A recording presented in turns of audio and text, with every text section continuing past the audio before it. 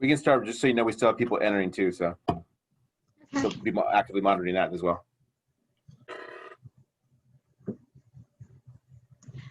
All right. Hi, everyone. I'm Ms. Grijalva, and I'm a school counselor at Norte Vista High School. In the midst of a global pandemic and social unrest, we want you to know that your school counselors and teachers are here for you. Please reach out to any staff member if you ever need anything. Please sign in with the Google survey in the chat so we can get you house points. Just a reminder, we are recording this Zoom meeting. Mr. Hughes, our amazing ASB coordinator, will be doing our Beating the Odds Summit as our MC. Take it away, Mr. Hughes. All right, thank you so much, Ms. Grijalva.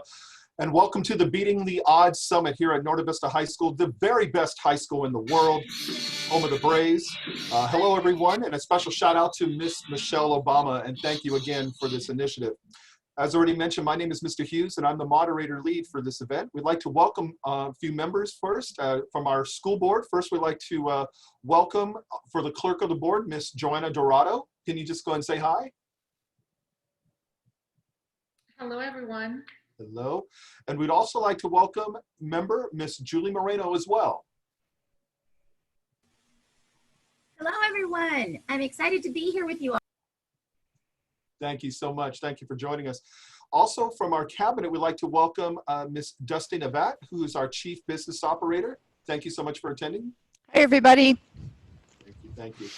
And then also, everybody, feel free to tweet hashtag Beating the Odds after the forum and get it trending. The Beating the Odds Summit is former First Lady Michelle Obama's effort to inspire every student in America to take charge of their future by completing their education post-high school, whether at a professional training program, military, or community college, or a four-year college or university. We have an incredible panel of inspiring people who will be chatting with us this afternoon. First, let me tell you more about our guests. As Executive Director of Michelle Obama's Reach Higher initiative at the Common Application, Eric Waldo works to inspire every student in the United States to take charge of their future by completing a post-secondary education, whether at a professional training program, a community college, or a two-year, four-year college university. His role cuts across policy, advocacy, and community engagement to further the goal that the United States once again leads the world in terms of college graduates. Before joining the White House, Waldo was Deputy Chief of Staff, DCOS, at the Department of Education, where he helped lead and manage the ED through President Obama's historic investment of $100 billion in education funding via the Recovery Act. This work created important investments around system-level, cradle-to-career changes for states, districts, schools, and communities. Waldo has helped manage the Department of Defense, the DoD, global K-12 school system as the co-chair for the Advisory Council for Dependents Education, which advises and oversees the DoD schools.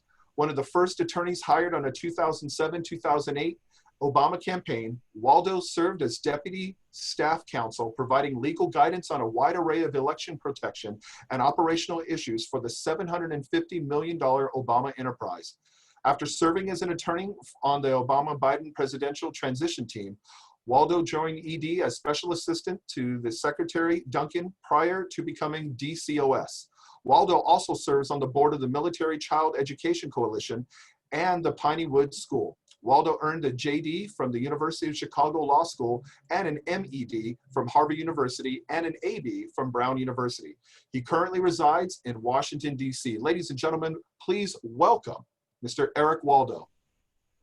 Thank you so much for being here, for tuning in today. Thank you to Ms. Grijalva. Thank you so much, Mr. Hughes. It's just an honor and a pleasure to work with you all. Grateful for the incredible work you're doing, especially your support of the Reach Higher initiative that you've been doing for years. Thank you so much and welcome. Next, currently calling Riverside, California, her home. Evelyn Arribas was raised in Fontana and is a graduate of Fontana High School. Known even then for the unique sound of her voice, she was only 16 years old when she began her broadcasting career as the co-host of a TV show called Campus Days. Today, Evelyn brings the Latina sass and a telling it like it is spice every morning as the popular co-host of ODM and Evelyn in the Morning Show on 99.1 KGGI. Her passion for volunteering in the community has inspired many of her fans to join her efforts and has earned her countless awards, including Woman of the Year in 2010, 30 Under 30 2011, the National Media Award for Excellence of Radio Broadcasting from the Leukemia and Lymphoma Society in 2012, and the Latina of Influence Award from Hispanic Lifestyle in 2015, all while balancing a happy family, which includes 3 energetic kids. It's clear listeners love relating to Evelyn, and she loves them back like family. Ladies and gentlemen, please welcome Miss Evelyn Arribas. Hi, everyone. Super happy to be here and excited to chat with you today. Thank you so much. Welcome. Next up, Miss Deja Somerville. Deja just graduated from Norte Vista and is now a first year at California State University, East Bay.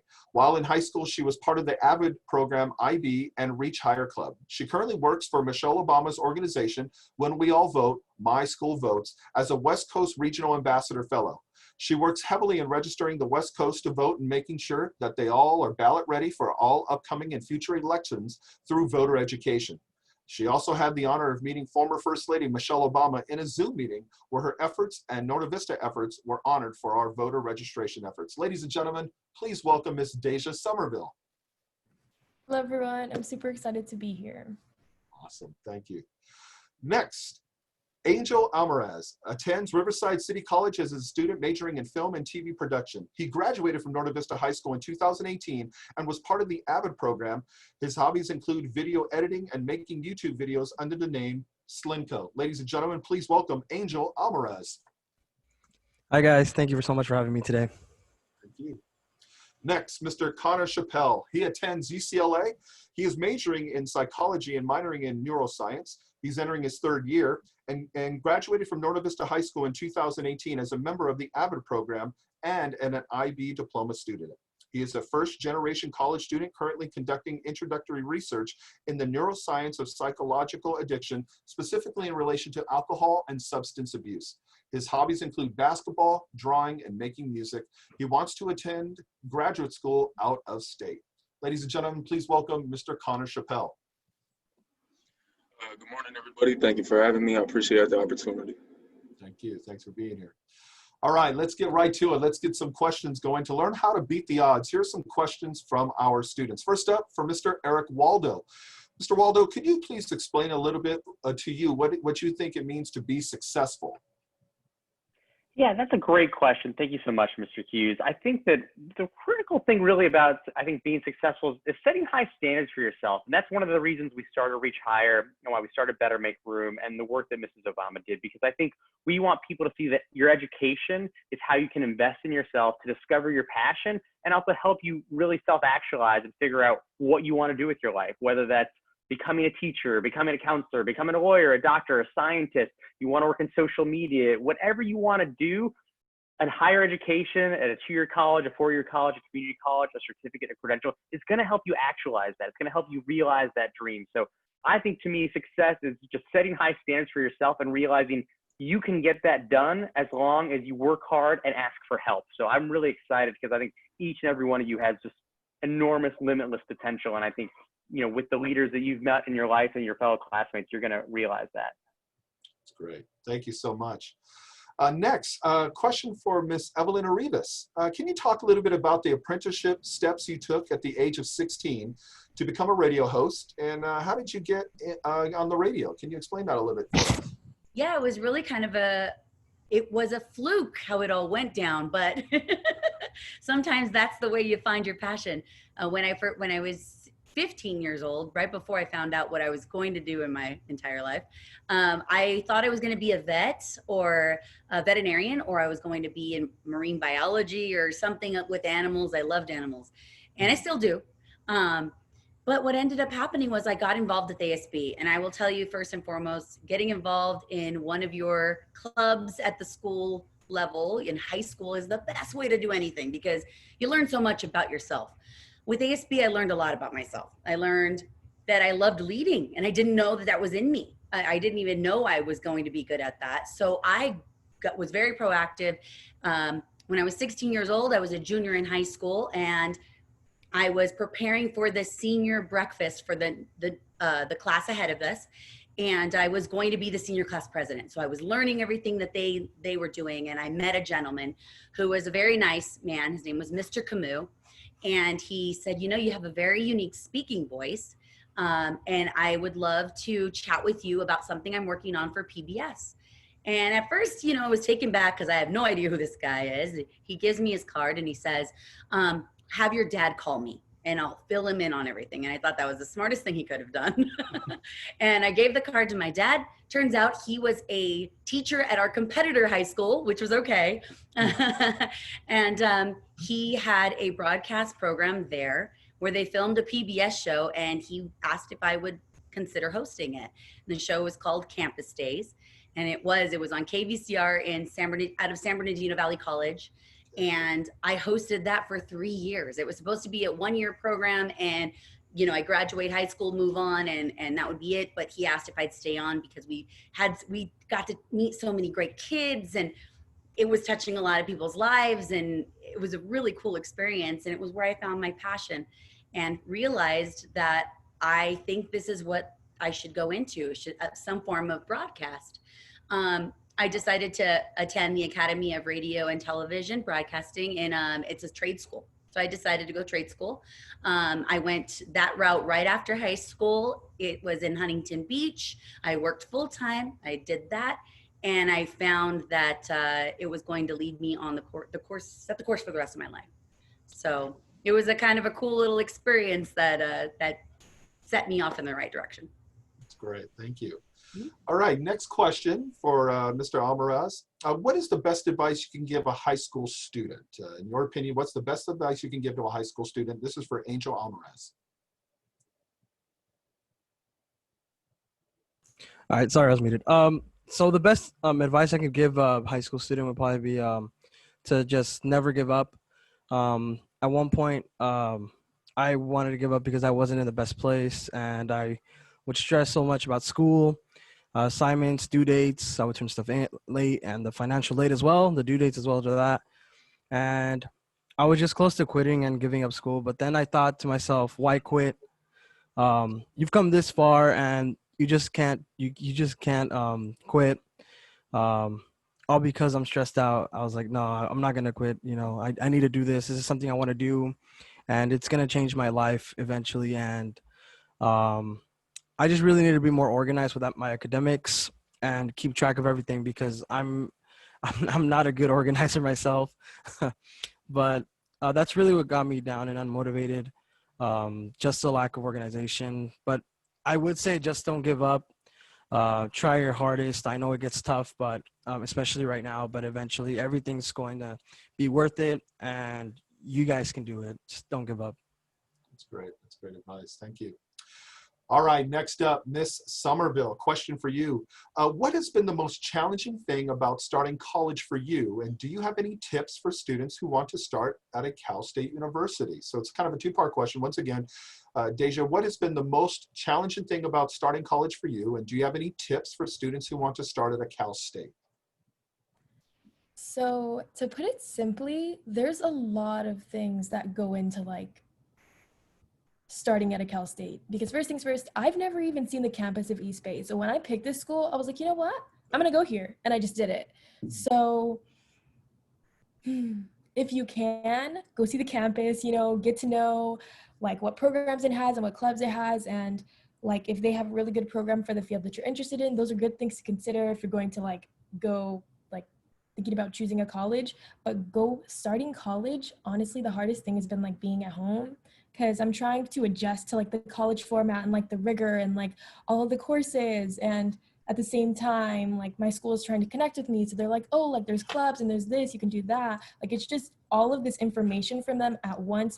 Oh, we want you to be involved, but at the same time, we want you to, be in school and participate in your classes and do good in your classes. So it's really overwhelming, because everybody's so eager to give me information and help me succeed this year. Great. All right. Thank you. Next question, finally, for last round, I guess you would say. Question for Connor Chappelle. Connor, what's the best experience you've had at UCLA so far? What's the best experience you've had there? Well, I mean, that's a tough question, because it's such a big place out there, man. It's such a big scene. There's so much stuff going on every day that, it's really easy to miss stuff. But I would say probably the most memorable experience I had is when I went to our rivalry football game against USC my freshman year. And we were down in that game. We were like we needed that game to stay in like the standings for the playoffs, and we were down by, I think it was like 10 or 13 going into the fourth quarter, and we ended up shutting them out. And I think we scored 14 in that quarter and won by a point. And that's actually the game that our running back like got scouted for the Los Angeles Chargers, and he's playing for them now. So it's pretty interesting. I would just say that, you know, like the environment there is so toxic, you know, everybody toxic in a good way, of course, but you know, it's just everybody's so excited and everybody's just so, you know, banded together under that same, you know, name, you know, UCLA Bruins. And you know, I feel like that for me was really just like gratifying and like, you know, made it real for me that, you know, I actually took that next step to actually go to a college. And, you know, you feel sense of that school spirit when you're in high school, but it's on a whole nother scale when you get to a university because there's just so many more people from so many different backgrounds. So, yeah, man, it was crazy. That's great. Well, thank you so much. All right. So that was round one. We only have 30 more rounds to go. No, I'm just kidding. But thank you, guys. It's great. Let's bring it back. Mr. Waldo, this next question is for you. Can you talk a little bit about Common Apps for us? What is the Common App, and why should students apply through Common App, and what are some of the resources provided through it? Thank you so much for the question. So Common Apps, folks may know, it's a nonprofit. It's been around for actually about 45 years, and it helps about 1 million students a year apply to 900 plus colleges just on one platform. So as opposed to you having to go to one place to apply to this school, another place to apply to that school, it has 900 colleges that are already on there. It has a mix of private, state schools, local schools, HBCUs, minority serving institutions, historically black colleges. It has a mix of types of schools. So what's really neat about Common App is it can help you, you know, simplify the process. Applying to college can be stressful, and it's a place you can go to say, oh, great, I have a lot of selection and I can do this once and get a lot of my applications done. Look, but I do want to be clear because I want you all to be applying to school. There are different types of school, and if it's not on Common App, you should still apply somewhere else. So, you know, if you're applying to school in Texas, they have Apply Texas. California has its own system to apply for school. That's not within the Common App. But Common App is this really great nonprofit that tries to say, hey, these 900 plus colleges, you can apply there. In terms of the services the Common App provides to make it easier, one is just the online system. You can do it on a mobile phone. You can do it on your computer. Your counselors likely can help you do that if you have questions about using Common App.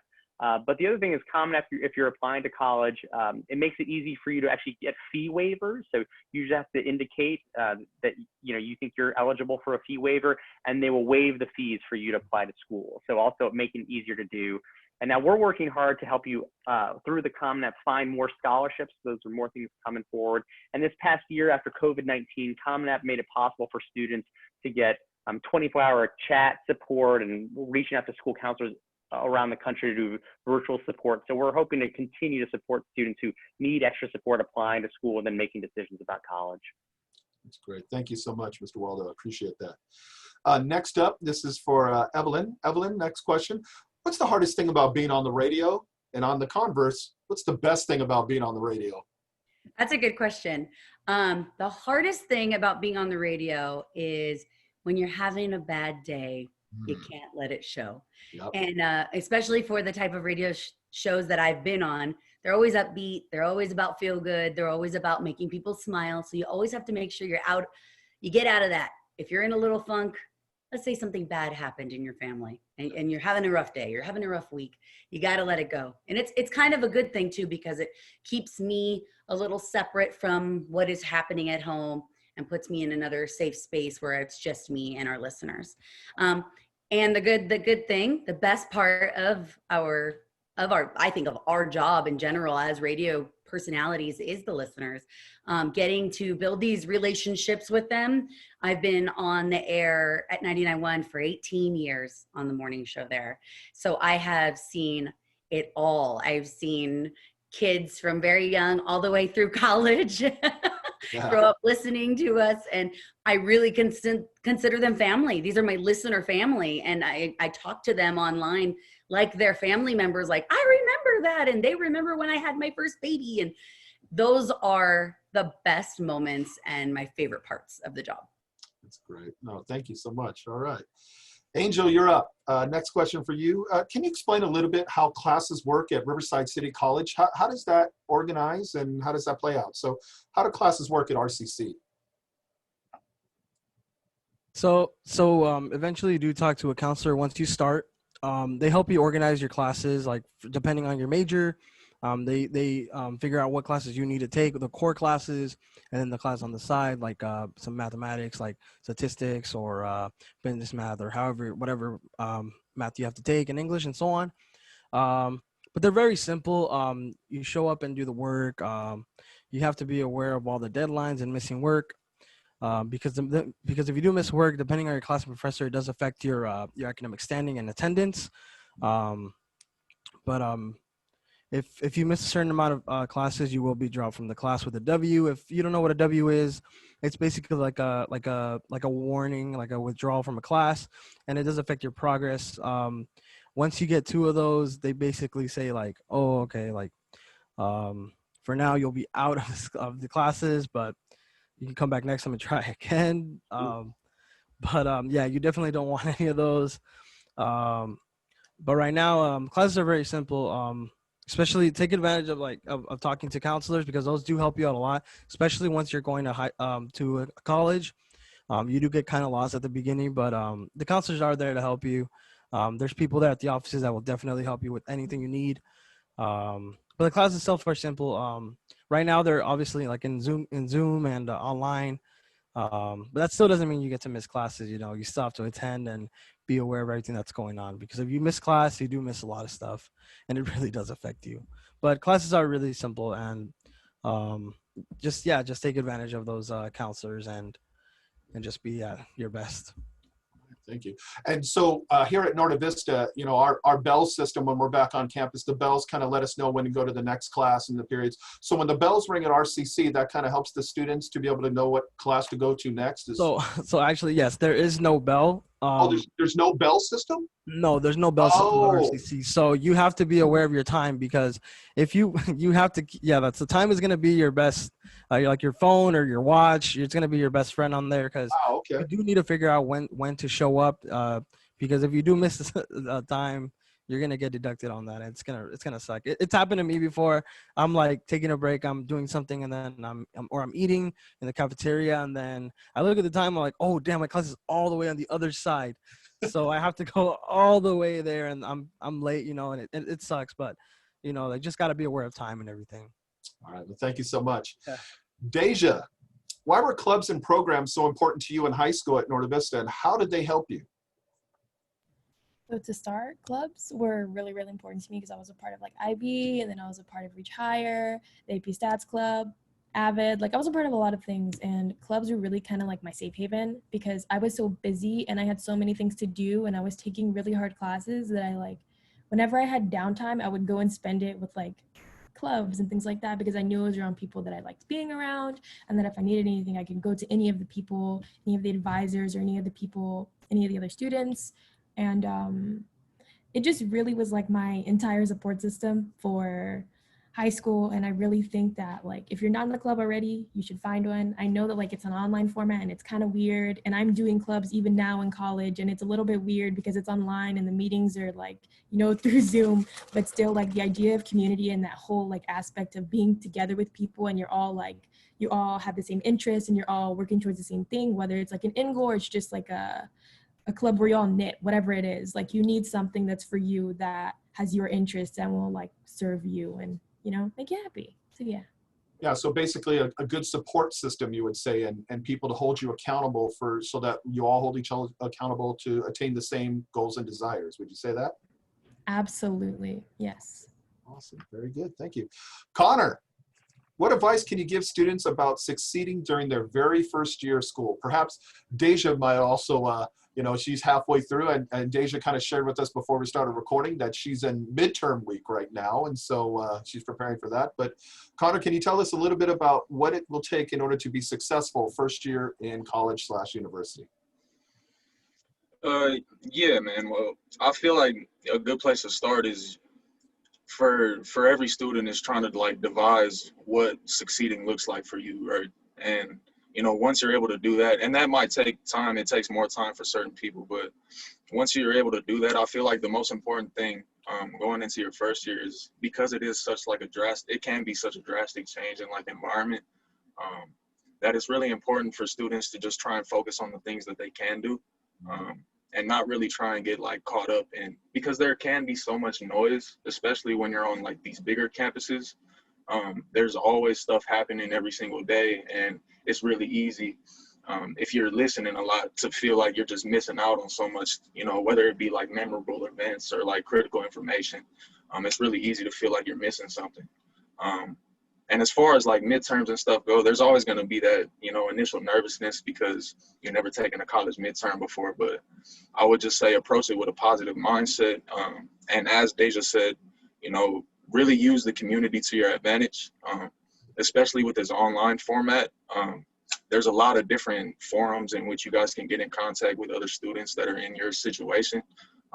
And when you're able to talk to other students that are in the same situation as you, it gives you a sense of like comfort, because you know that there's other people that are, while they're maybe not going through the exact same thing as you, they're in a similar position. So, you know, you have some sympathy there that you can get from people. And yeah, man, I would just say that it's important that you do what you think you need to do in order to make yourself feel acclimated, and don't just do things because you see other people doing them. So That's great. That's great. Thank you so much, Connor. All right, Mr. Waldo, can you talk a little bit about how you chose your colleges and any advice you can give students as they are deciding on what college to attend? It's a great question. In terms of thinking about which college to attend, I think number one, it's actually most important to talk to your school counselor and talk to people who know and know you well. I actually don't think I did a really good job. I didn't do a good enough job talking to my counselor, talking to people. Actually, one of my brothers suggested one of the schools I applied to, but I don't think I did enough. I wish I'd spoken to my counselor more, because I think one of the things you learn, and something I've learned over the years, is there's no one perfect college. There's so many great opportunities out there. And even if you think there's one place, whether it's, you know, a local state school, a place that's maybe further away, I just would challenge you to just think about pushing the boundaries of what's possible. Maybe if you never left California, you want to give it a shot, put it on there. A school may look expensive. We call that the sticker price. Turns out you're such a great student, you may not realize that a lot of those colleges, they're going to waive everything because they want you to go there. So again, talk to your counselor, but really challenge yourself to think outside what you're exposed to, because this is your chance to maybe get outside your comfort zone. And so I would just let you know, no matter what you want, there's a type of college out there for you. So talk to your counselor, look online, compare, and do some research. There's something great called the College Scorecard. You can go to collegescorecard.gov and you can research, you know, how does this school do for students like me? I'm Puerto Rican, I'm Hispanic, and I can look and say, okay, does this school do a good job for Hispanic students? Let me compare. Because sometimes I only knew about schools because of their sports teams. If I watched the NCAA tournament, that maybe is not the best way that I should have been making decisions on what school to go to. There's real data out there that's going to help you figure out what the right place is. And again, your counselor and friends, and again, people who want to help you. If you ask for help, there's so many people who want to tell you what their experience was, and they'll want to help you too. Great. All right, good. I like that advice. Never accept retail. Never pay retail if you can. Exactly. You can get a better deal. Absolutely. That's great. Miss Evelyn, can you talk a little bit about leadership opportunities high school students can join? Talk once again, leadership opportunities high school students can join. Yeah, absolutely. So I am a giant advocate of volunteering. So I am a self-proclaimed addict and advocate. I will tell you that. It's hard for me to say no. And I think it's because of all the lessons I personally have learned through working with nonprofits and volunteering and giving back and seeing what is out there. With regard to what a student can do right now, I am actually chairing a campaign for the Leukemia and Lymphoma Society that is aimed directly at high school students right now. It's called Students of the Year. What it is it's a really cool 7-week campaign in which a student learns leadership skills. They learn how to present in front of sponsors, corporate sponsors. They learn all of these valuable tools that students just do not have the opportunity to learn until they're maybe even in their profession already. It's almost like a mini business school. It's very cool, and it's for only high school students. We target 9th grade through 12th grade, and we are currently recruiting. So if there is anyone who would like to learn more about it, I will absolutely love to share more information about it. Again, it's a volunteer program. With COVID, there aren't going to be as many volunteer opportunities as there once were, because unfortunately we can't get out and be in the way we used to, I guess. You know, we can't talk to people the same way, but this is a great opportunity to still make your application look incredible, because it's going to show that you came out of your comfort zone for those 7 weeks and learned a whole bunch for the betterment of society. Great. Thank you so Yeah. much. Thank you. Angel, what is the most important thing students should know about financial aid? Financial aid. Okay, so the most important thing students do need to know about financial aid is to not miss the deadline. That's a major thing. And also to do sign up for FAFSA, because a lot of people don't actually take advantage of that. And it really sucks, because that is an opportunity where you can get a certain amount of money, and especially since if you don't have any right when you're going to college. Just don't miss that deadline. I know sometimes, like myself, I like to slack off sometimes and say, I'll do tomorrow, but then I'd end up doing it until it's too late. It really does affect your chances of getting FAFSA and an X amount of money, and you should definitely apply as soon as possible. And financial aid does give you money for books, for your dorm, for any college purposes.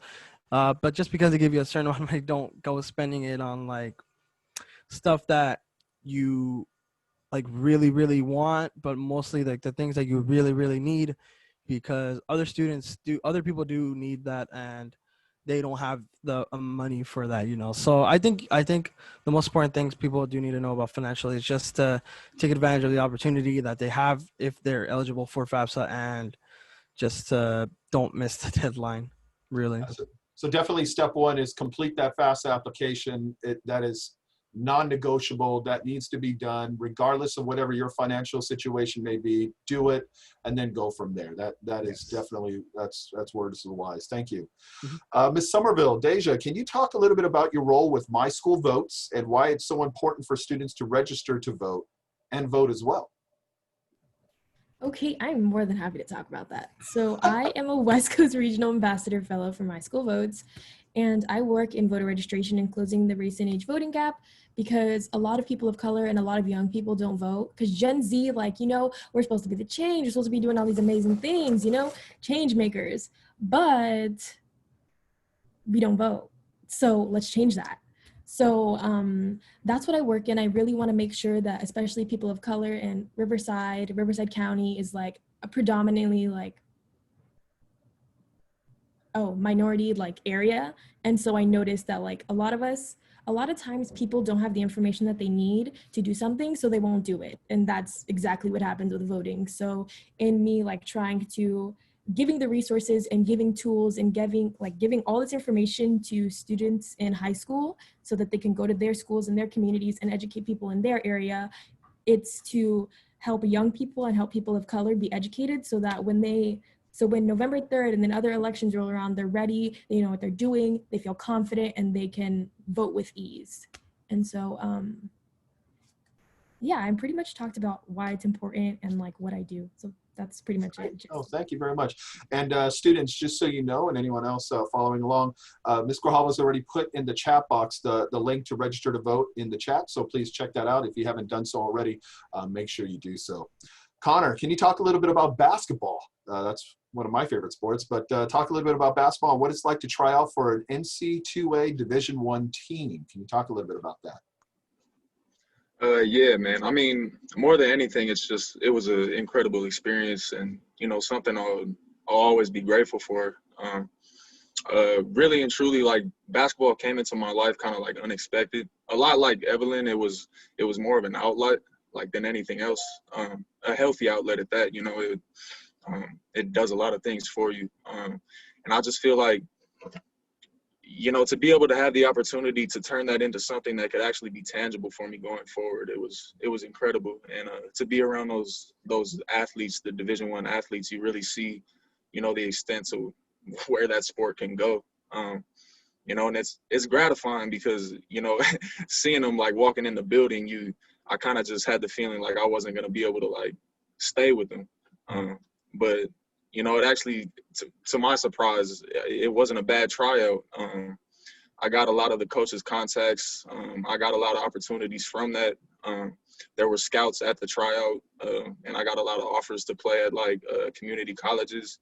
Right now, I'm playing for the club team at UCLA right now. So, you know, that was a cool experience. The coach actually like helped me get in there. So, you know, I would just say more than anything that like, you know, basketball started as something that was just kind of close to my heart. I've always enjoyed sports, and, you know, my first sport was baseball until I started playing basketball around like 12. And since then, it's just kind of, it's gotten more and more fun, you know, the years that I continue to play. And yeah, coming back from injuries, I would just say it was a great experience and something I'll never forget. That's great. Thank you so much, Connor. That's great. All right, Mr. Waldo, back to you. What is something funny the former First Lady, Miss Michelle Obama, has done, or some of your favorite memories with her? Can you talk a little bit about how you got a job working with the Obama administration? Yeah, happy to answer all of those. So, you know, it's great because we're talking about how to find your passion. Education is one way to do that. We heard about volunteering. And for me, before I worked, my gateway to joining the White House was actually working on the president's campaign in 2007 when he ran for president. I was a lawyer on that campaign. But what's really important is that wasn't my first time working on a campaign. I volunteered when I was in graduate school getting my master's in education. I had a class that was on campaigns and politics, and the assignment was to volunteer on a campaign. This is back in 2003, and I was living in Boston. And so I started volunteering that winter on John Kerry's campaign for president. And I began, you know, going with college students and grad students, driving up to New Hampshire, knocking on doors, and just learning what it was to volunteer on a campaign. I'd never done it before. And I learned so much about, oh, wow, all these people, like college professors, law professors, professionals were volunteering. I thought it was so cool. So then later when I was a lawyer and I thought, gosh, what am I going to do? I'd had that experience and I knew what it was like, and it helped me be able to tell the story to get hired on that campaign when I was a lawyer and could work on the president's 2007, 2008 campaign.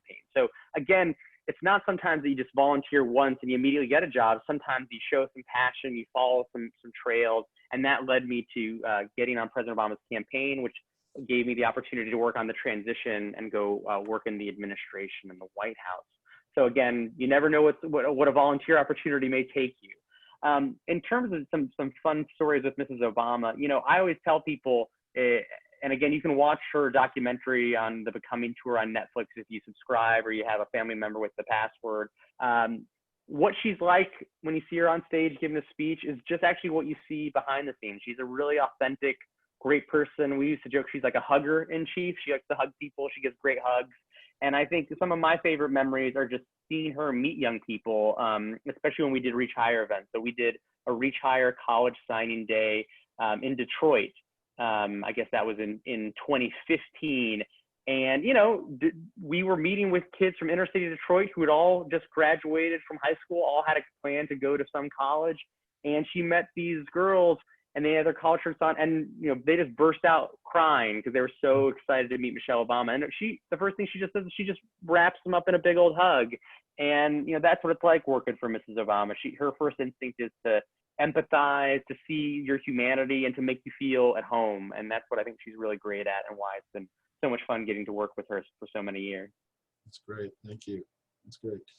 All right, back to you, Ms. Arribas. Do you have any advice for students who don't know what they want to do as a career yet? Yeah, I do. And it's funny because it's something that I learned myself. So before, or actually while I was working on campus days, which was, you know, in my teen years, so I still hadn't fully committed to, I'm not going to be a veterinarian. I'm not going Right. That may just be something that's a fluke for now. I don't know if that's going to be my future. I went and worked at a animal hospital. And I decided, you know what, I'm going to go and see what I can do to see if that might be my path, if it, you know, feels more natural than what I'm doing over here on KVCR and PBS. And I found that it wasn't for me. Yeah. And I found that it was just, I loved the animals and I loved the people. The animal owners are very different people too, and they're hard to work with because they love their animals. But it was a process that I learned that I just, you know what, this isn't for me. I don't see myself doing this long term. I'm glad I had that opportunity to go and work in it for, you know, I think I did that for like 6 months. It was good for me to learn it and see for myself. I was just maybe 17, 18. So my advice would be to go and learn about whatever interests you. If you're interested in, you know, in gaming and you want to know more about how to work in gaming, look into schools like that are, you know, about gaming, or go to areas where you can actually just be an intern somewhere, apply for internships. I think the more that you do, the more you grow those little avenues of yourself, and you end up seeing what really fits your personality. And then you end up finding your passion that way. I think through volunteering too, when I've done the volunteering has been a lot more through my adult life. I've learned so much more about what I'm passionate about outside of radio, you know, and I've had that opportunity to go and lobby on behalf of cancer patients and give people voices. And I found that's another part of me that I'm passionate about. And if radio stops one day, I think that would be my next avenue. That would be the next place I would move towards, just because of the different little experiences that I've worked in. So you found your passion in not just one industry, but in another. And because of that passion, that's what's going to drive you. And you always have a backup plan if ever necessary. And that's, I mean, as a teenager, you can do that. You can learn as many different types of things about what interests you. Find all the little places that, you know, excite you. Learn more about them. Go and try to work in them if you can, even just at an entry-level position, to see if it's, you know, what you really want. That's great. Thank you so much. All right, Deja, Ms. Somerville, can you talk a little bit about what was like to meet Miss Michelle Obama in a Zoom meeting last school year? Tell us about that experience. It was crazy. I didn't expect it to happen because they told us we were going to have a surprise, and I was like, what? And then so they're like, oh, there's going to be a guest speaker, da-da-da-da. So we go on, and I'm sitting there, and then they're like, okay, it's time to bring in our special guest. And then Michelle Obama comes in, and like literally there's a video, and you can see me, and I'm just sitting there like, oh my gosh, I was freaking out. But it was really, really cool. And she knows my name. She said my name. She's like, oh, Deja, I'm so proud of you for doing all the amazing work. I was like, oh, okay. So now, like, at my job, I tell all my coworkers and everyone that I come across, I'm like, oh, like, I'm practically like cousins with Michelle Obama. Like, we know each other. Like, we're just that close. So, yeah, very, very cool experience. That's great. Put that on your resume. Oh, it's already on there. It's been on there. That's great. Thank you, Deja. Angel, how did you get into video production? How did you do that? And we noticed the green screen and the microphone there. That is fantastic. Can you tell us a little bit about how you got into video production? So growing up, this was around like when I was 7 or 8, I believe. I came across YouTube. It was pretty, you know, big at the time. It started in 2006, I believe. But yeah, my cousin introduced me to YouTube, and we were watching videos. Start off with like random YouTubers, you know, that were coming up.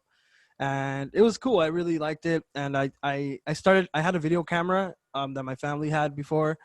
And we used that to make our own goofy videos. We made little skits, and we had like little fight scenes and stuff. It was just all over the place. We had like neighbors come over, the kids that my neighbors had, and we would just mess around with the camera and just make whatever we, you know, our imaginations. Yeah. And it started I believe in 2012 is when I started to get more passionate about it. I was making these videos on YouTube. They're like gone now, but they were like little animations that I made with some people that from like around the world and stuff. It's like people from all over the place. And when I was editing those, it really got to me. I was like, you know, I want to do this. This is something I do want to do. And I started learning more and more about video editing during the years. And I think it was in 2015, I decided to make my YouTube channel and actually, you know, like make videos.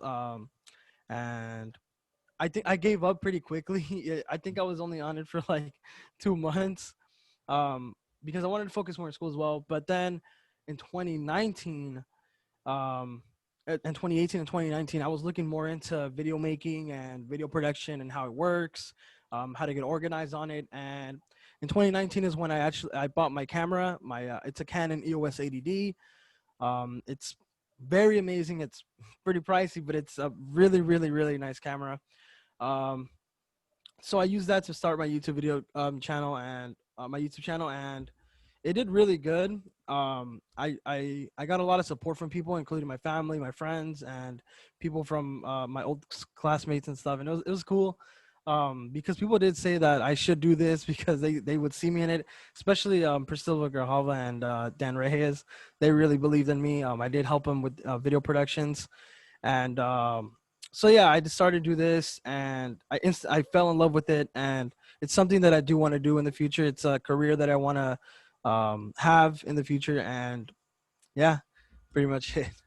I love it. I love the setup. I want to move that into my office. All I have is a portable speaker and just whatever microphone I have. But man, I'd love to have that setup. That'd be pretty sweet. Thank you so much. Yeah. Connor, are there any unfamiliar college terms that students should know, like syllabus or office hours, that you would like to share about and how they helped you? In particular, syllabus and office hours. Could you explain that a little bit to our students, like office hours? Yeah, so yeah, I'll start with office hours. Oh, good. You know,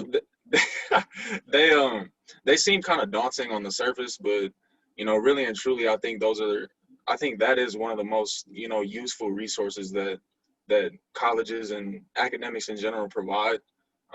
It allows you, especially in a university setting when there's so many more students, it allows you real opportunity to kind of get one-on-one contact with the people that are teaching you. And I feel like, you know, that's really important, not only just to, you know, feel more acclimated and comfortable in the class, but also to know that you're building some kind of relationship with the people that are teaching you, in hopes that, you know, because one of the main reasons that you're at university is to build up a network. And, you know, talking to professors is one of the best ways to build up your network, because, you know, a lot of these professors are only professors on the side, and they have, you know, their own professions where they're doing whatever research it is that they're doing. And, you know, if you're able to forge a true relationship with some of these professors, you never know the doors that can open. But as far as office hours go, with, you know, just school help in general, they're vital, because you really get a sense of what the professors are looking for from the students through those assignments that they're giving you. And it allows you just to feel comfortable in the work that you're doing, because, you know, university is a lot more independent.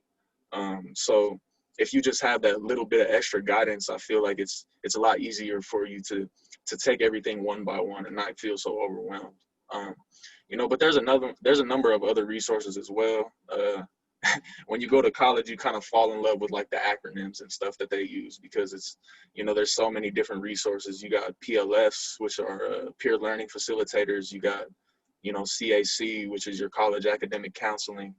You got AAs, which are your academic advisors. You know, and a lot of these sound similar, and which they are, but and a lot of them serve a similar purpose. But you know, once you show up, don't feel overwhelmed by it, because at the end of the day, all of these are, you know, resources to use at your discretion.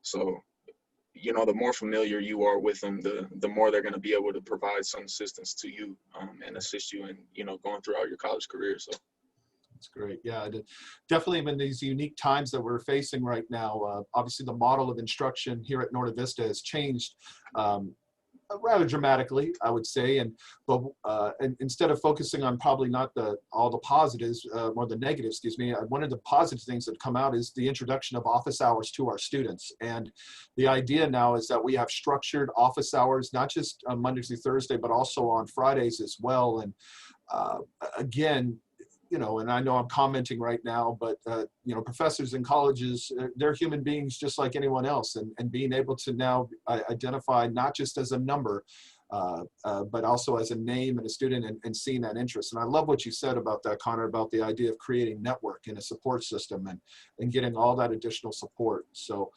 if anything, we're now establishing that office hour precedent and being able, hopefully, to be able to continue that for our students later. So thank you so much. All right, very good. Back to you, Eric. Our school embraces the Reach Higher initiative. What is the one thing that stands out to you about our community, and what advice can you give them as they continue to reach higher? You know, I'm just blown away by the commitment from your community. And of course, we have to thank Ms. Grijalva for her extraordinary leadership in making the school and the students really believe in Reach Higher, believe in Better Make Room, and believe in the vision that Mrs. Obama started back in 2014, that we want every young person to see their own potential and know that education is the way that they can realize that. So again, I just want to give her a huge shout out. We couldn't do that without her and leaders like you. And again, great to see students coming back and talking to the community. But ultimately, it's about leadership. And so I just want to say how grateful I am to all of you in your community, because I see you guys on Twitter, you're on Insta, you're on all the places pushing this message. And so that commitment, it comes from the heart, and that, you know, you can't replicate that. So I'm just grateful for that. And I think, you know, my message to you is also just to continue that spirit. And I think the great news is we're seeing students who are willing to come back and talk to other folks who are making their way up. And that's the other really important part, I think, of the Reach Higher message, is that it's great for adults like me and Ms. Grijalva and Mr. Hughes to say this, but we need students to tell other students, because ultimately that's the person who's going to convince someone. You telling your friend, nah, like office hours are worth going to, like, you know what, UCLA is worth applying to, like, don't give up. You know, that the message of like, it is scary to get through high school or to apply to college or to start college and to finish. So I think if you guys can just continue to grow this movement with yourselves, that's ultimately what's going to help us be successful. That's great. Thank you. Thank you. All right. This final question actually goes for our entire panel. So I'm going to let everybody on the panel kind of address this a little bit.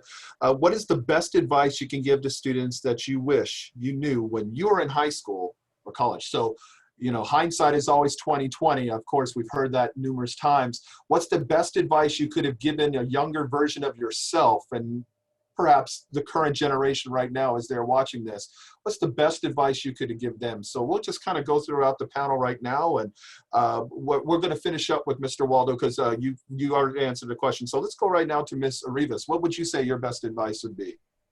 Don't date boys. No, I'm just kidding. I'm just Perfect. Don't take boys so serious at that age. All right. No, I'm just kidding. I know there's a lot of dudes in here. I love you. I'm just kidding. No, my real advice would be, don't take time off. They call it a gap year, right? Yeah. Okay. So I took a little bit of time off when I was working at that vet and trying to figure things out. I almost wish I didn't take the time off from school though right away, because it is harder when you start making money to go back to college. Yes. And that was one thing. I'm so glad that my parents were supportive of me when I decided I did not want to be a vet tech or a veterinary. And I said, I really want to work hard on broadcast. I want to go this route.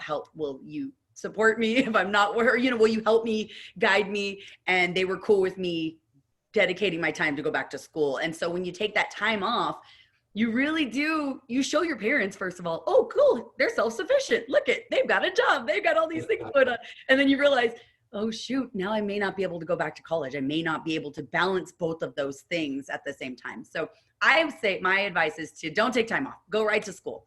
Right after you get out of Norte Vista or any high school, go right onto that next educational platform. Beautiful. Deja, you're up. Mr. Hughes, I think she lost internet. Oh, no. Okay, I'm so sorry. How about Angel? Angel. Okay, so the best advice I can give a student that I wish I knew when I was in high school, probably just to be organized. Because yeah, when I was in high school, I was never organized. Like I was not organized at all. So it really affected me a lot. So get the hang of everything, be organized. Also don't take focus more in school. I know you have a lot of stuff on the side, like you have clubs, you have soccer, or whatever sport you may be in, or anything else in that in school. But do focus more in your work, and don't ever fall back, because that does affect you really bad. Don't fall back on that, and just make sure that you do have a good time, but also don't have too much fun, because then that gets in the way of your academic work, and it it really messes you up. So just try to balance it out, and you'll be set. You'll be good. Perfect, perfect. Connor, how about you? Yeah, man, I would just say, you know, trying to give advice to a student in high school, especially like a student like myself, I would just say, you know, one of the most important things is just to take it a day at a time, and just focus on the things that are in your control, you know, in the immediate moment, because there's going to be so much stuff that you guys are going to learn over, you know, the next couple of years as you start to progress into college.